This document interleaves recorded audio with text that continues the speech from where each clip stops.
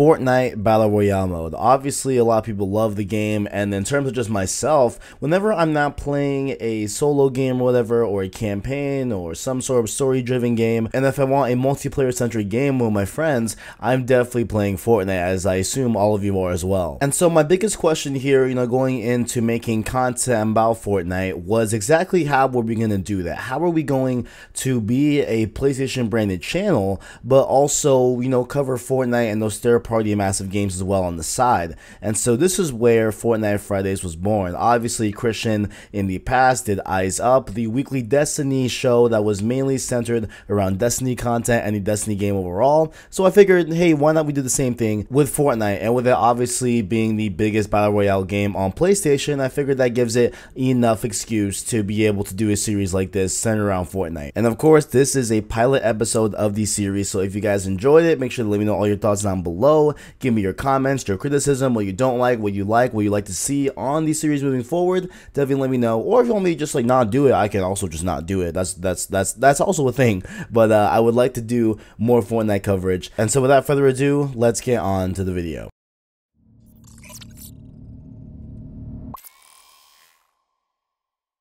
First things first, of course, here all the stories that we'll be talking about today are on the FortniteIntel.com. Those that made the Charlie Intel websites and everything, they did the Fortnite one as well. So kudos to them. Links will also be in the description if you want to read more up about anything we talk about today. And our first massive news that broke out this week was that PUBG Corp, the people behind, of course, PUBG, Bluehole, all that good stuff, they have filed a lawsuit against Epic Games to protect our copyright against Fortnite. The lawsuit was filed in the Seoul Central District Court against Epic Games Korea. And so this is what they officially had to say. Quote, "We've had an ongoing relationship with Epic Games throughout PUBG's development, as they are the creators of the Unreal Engine 4, the engine we licensed for the game.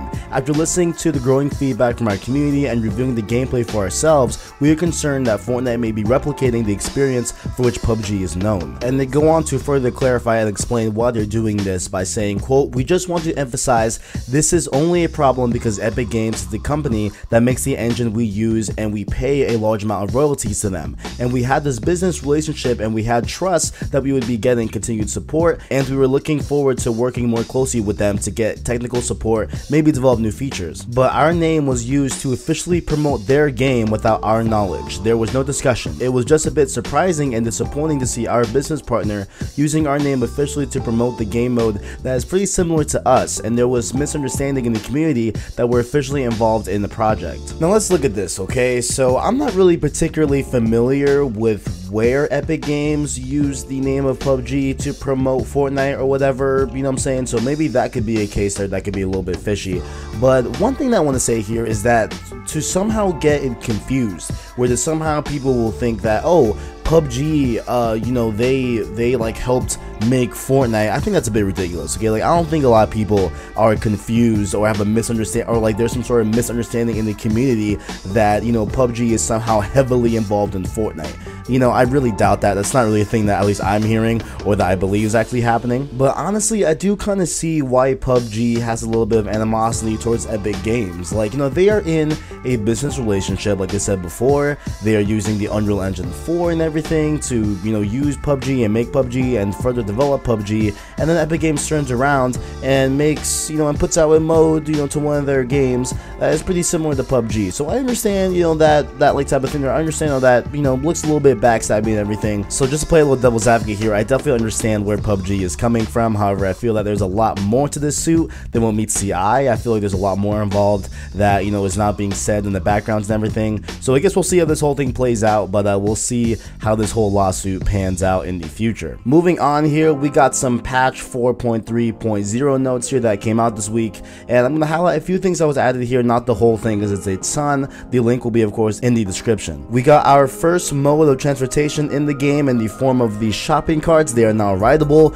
You can ride in the basket of the cart while your friend pushes you in said cart. They're found across the world in different locations and everything, and you can shoot from the passenger, and so that was pretty cool. I was playing with it on stream the other night. It was pretty fun. Next up here, they added some new items to the game as well. You can collect mushrooms throughout your playthrough of Fortnite. They will grant you 5 shield, up to 100 you can get, so you can potentially get a full shield if you find enough mushrooms to do that, but they only give you 5 per mushroom, so that's very hard to come by, I assume, but they could be found in more like shady, wooded, or swampy areas, so definitely look around the map, see if you can find those mushrooms. And onto the mobile side of things, they added voice chat to the mobile version of Fortnite, so you can better strategize with your friends on mobile and do that push to talk settings and all that good stuff. So I don't know how consistent it'll be with the way it works on mobile Fortnite, but if you want to try it out, it is there for you to try. And lastly, here this week we got 2 new modes. They are both LTM's limited time modes on the Fortnite. The first one is Blitz V2. It has faster storms, more loot,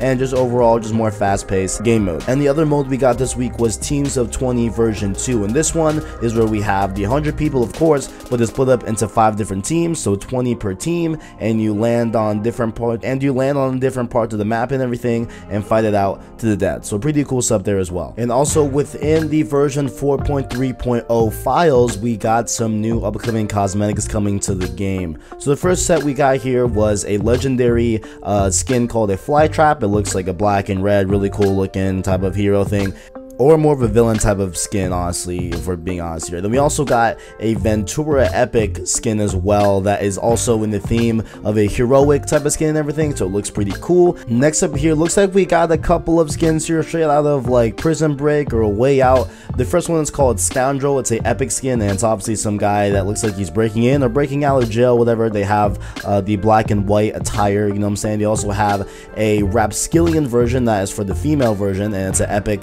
skin as well, so definitely cool there. We also got here that is looking a little bit like LeBron James on the skin. It's a rare skin you can get, and it's called Jump Shot. It definitely looks like LeBron James to me. I don't know, I could be wrong. Let me know what you guys think down in the comments below. We also got the female version of it that is called the Triple Threat, which is a girl, and the skin features the woman with a basketball uniform and a hat. Pretty cool looking skin there as well. And moving on to our pickaxe skins, it looks like we have this first one called Tendril. It's a rare, and it looks like it's some sort of plant, kind of like those Venus flytraps looking type of thing, so it kind of looks like that's what we'll be getting with that type of pickaxe. And we also have the Slam Dunk one, which is rare, and it's a basketball hoop, which is pretty cool to see as well. So that would pair awesomely with the LeBron James Jump Shot skin as well. To be super cool to have in game. Then our last pickaxe skin for this version is going to be called Night Owl. It's just a simple gold owl on top of a stick, whatever, to be able to break down materials and everything. So I'd be using this mainly just because if we're a lot of Drake fans out here,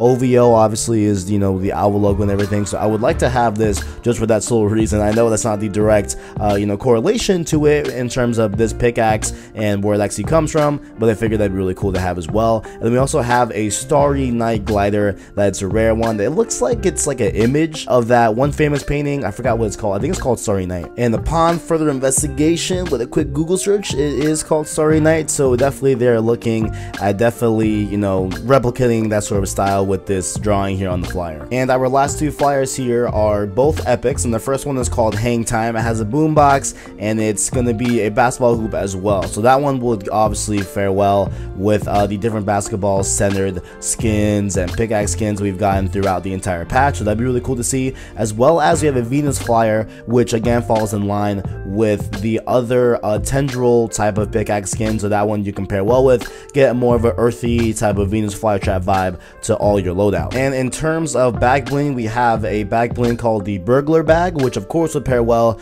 with the Scoundrel and Rapskillian type of skins for your character. And we finally have a Strong Box as well, which is a safe, which would obviously pair a little bit more better because after they do their burgling and everything, they finally get the loot they were stealing. So definitely the Strong Box makes a lot more sense for those skins. And lastly here, we got some emotes in the files as well. We have a basketball one, which looks like you'll be spinning a ball in your finger, boogie down, laugh, and then zippy. So those you can take as you will. Obviously we don't have the actual animations for the emotes, but I'm sure you can kind of break these down and see what they're going to be in game. And lastly here, we're going to cover the week 5 challenges for this week. We have the first one being deal damage with SMGs. So you have to deal 500 total damage with an SMG, so that can be in the same game or different games. Just overall you have to do 500 damage with an SMG. Second off, you have to search chests in Dusty Divot. It looks like you'll be having to search 7 of them total to be able to get this challenge. Next up, you'll have to use a vending machine sometime this week, as well well as dance with others to raise a disco ball near Loot Lake. So I guess there's some sort of room where there's a disco ball and everything. You have to dance with multiple people, maybe just get a squad going, drop down on Loot Lake, and you'll be able to just dance and get that challenge no problem. You'll also have to follow the treasure map found in Greasy Grove, which I guess a lot of people are saying it's a little bit hard. Well, at least that's what they're saying here on the Epic side of things, but a lot of people have been saying that's pretty easy, so that one should be easy to find, no problem. You also have to get gun eliminations with a minigun or a light machine gun. Now these you'll have to get 2 of them to be able to get this challenge. And lastly here, you have to eliminate opponents in Lucky Landing. So it looks like during this week, Lucky Landing will definitely be a hot spot during the map, so definitely make sure to look out for that challenge. And that has been a wrap on Fortnite Fridays episode 1. That is kind of the format I want to go with. Any big stories revolving around Fortnite will be at the head of the episode. And we got the patch notes for that week's patch, and then any new game modes that they added to the game, as well as cosmetics in the patch files, as well as the challenges for that week to round out the episode. And again, this is the pilot episode. This is not concrete. This format is not going to be set in stone, so make sure to let me know if you have any concerns, any suggestions, whatever you have in mind. Make sure to let me know down in the comments below. And make sure also while you are down there to check out our description where you can find our Instagram, Twitter, and make sure to also like the video if you enjoyed it, and subscribe to the channel to keep up with all the latest and greatest in PlayStation. Thank you all for watching, and as always, I'll catch you in the next one.